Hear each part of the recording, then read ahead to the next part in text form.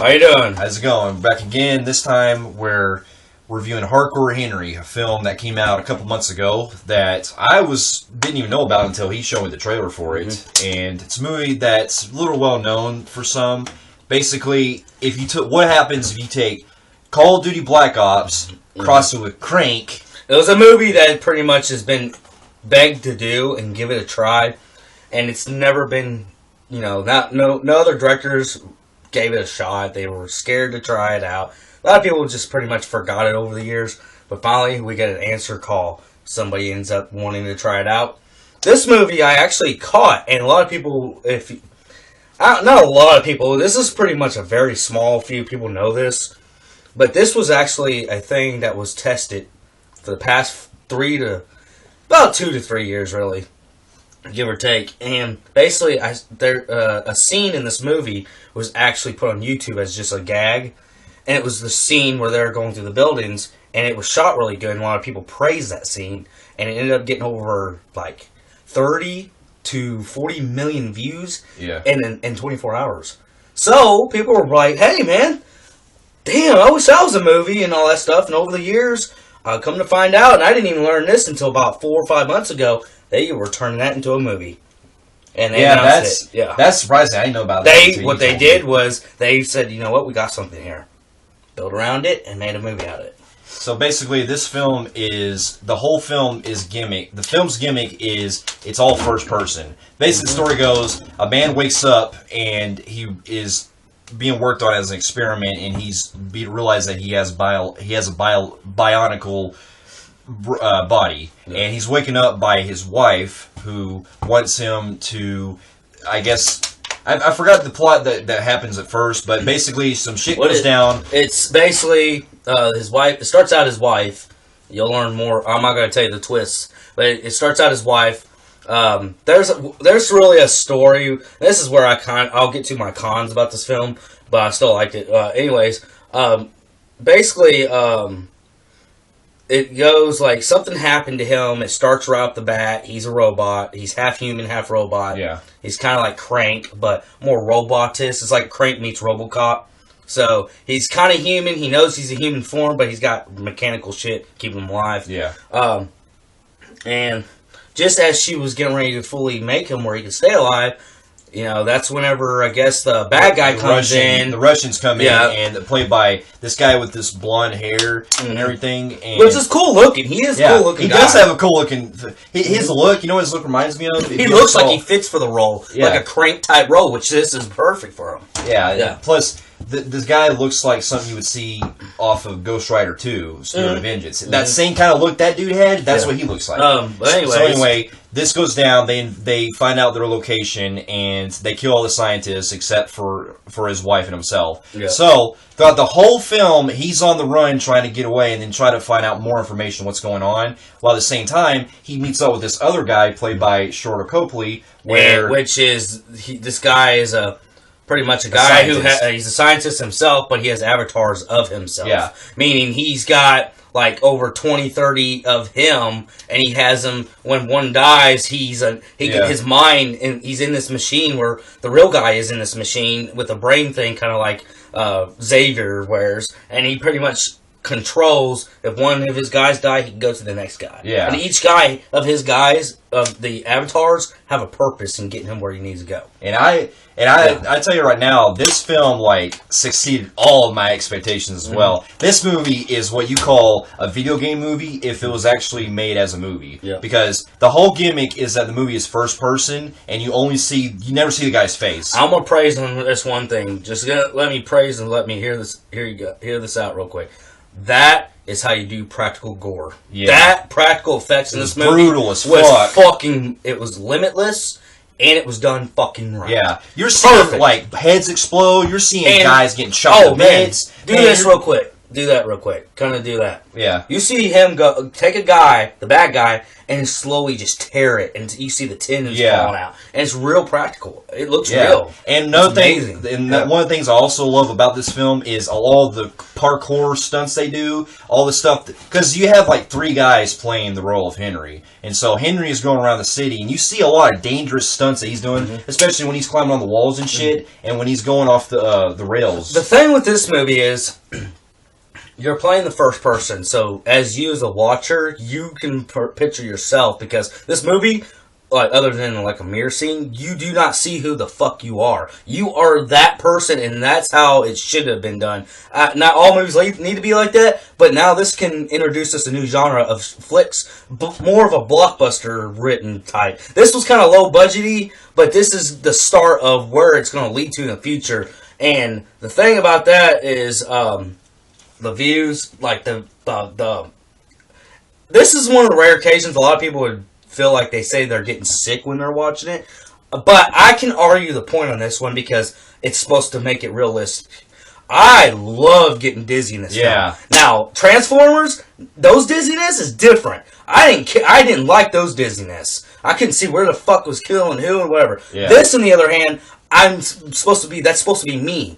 You as a viewer are supposed to be the person. So I can kind of set that. And I can tell you right now, I've never had a movie give me the chills so much going near the edge of a building when you think it's you and you're especially. like, whoa, and you get up on yourself. That was cool. I did like that. You know, and plus, because I felt the danger he was going through up that wall. I'm like, oh, I felt it. You know, it was like if I was actually playing a game. Yeah. Like playing a game of this movie. So the whole movie, he's going around, and as he teams up with Charlotte Copley's character, he realizes that there's some other stuff going on in this villain that we don't know about. Don't want to tell you the twist. Yeah, don't want to tell you a twist or anything. But man, if you like a really good balls to the wall action, you will love this movie. You're seeing a lot of brutality with a lot of the kills. You see, and there's also a lot of funny humor parts too, especially with that guy. You know, like when he's in the strip club and he's screwing those hookers, and snorting blow, and then there's also the parts where he's playing like a hippie and he's smoking a joint. Yeah, he's like, dude, you just want to hit off of this? But other than that, just kind of keeping it simple. Yeah, not nothing to spoil anymore. You'll go see it. I highly recommend it. It's really good. Now, before we end this, going through I gave my pros. Let's talk about maybe some cons. Yeah, okay. I'll give it like this. Like, I like the story they went with. It's just that it has been used before, and I kind of wish the movie didn't end on kind of not really a cliffhanger, but it kind of just ended abruptly, you know? Yeah. It kind of just ended at that point where you're just like, oh man, I wish there was more. I talked to him, and I'm going to change a few things. What I gave it, I'm going to talk about some cons, and I'm going to change this grade from what I told him, because I started thinking about it, and I think I'm being a little too hard, because this is a first time that's ever happened, so I don't want to go lowball the people who made this film this low. So I'm going to fix everything. So my cons are the story. I think that we didn't get much of a deep storyline. We don't get a lot of background. This feels like something you can pick out of 90s flicks. You know, back in the day, you can go to Blockbuster, pick up a badass action. Yeah. And it's not nothing that would made like huge theaters or huge budget, so you're not going to get you don't get much of that story arc and all that. It's just pretty much thrown out there. Action film. Action-packed popcorn. But I wanted some more backstory so I can know what kind of villain we're dealing with. We were pretty much it was just simple story writing.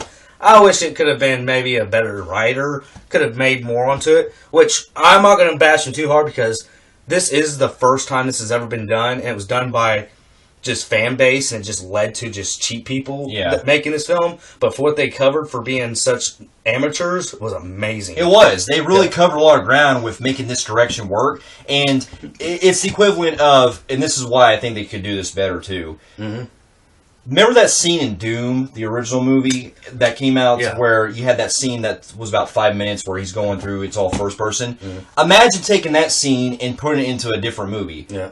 If they make another Doom movie, do it like that. And then another thing I was going to say earlier was, and this is what's so cool about the first person shooting game, the shooting movies like this, where it sticks at first person mode the whole movie, is they literally didn't have to they didn't have to go get a big actor to play the role and have to green screen him for the stunts he can't do. Yeah. So this whole movie, they were able to just go ahead and hire Professional stuntmen, and they're the actors. Yeah. You don't get to see them anyways, so there's literally no green screen shit. This is like, some of them is, but most of they're taking their... Yeah, they took a lot of risks, and I love that. You don't see a lot of movies now. I mean, you still do every now and then, but it's good that we still are using real stunts. Like, if you had Nicolas Cage or Bruce Willis playing the role, even though they do good at blending, he didn't do a lot of that. Yeah. It was a fucking dude that did it, and they just blended his face. Yeah. So it's good to know that there was no blend. This was a real fucking stunt dude that did this. Yeah. So that works a lot well in feature, for feature movies. So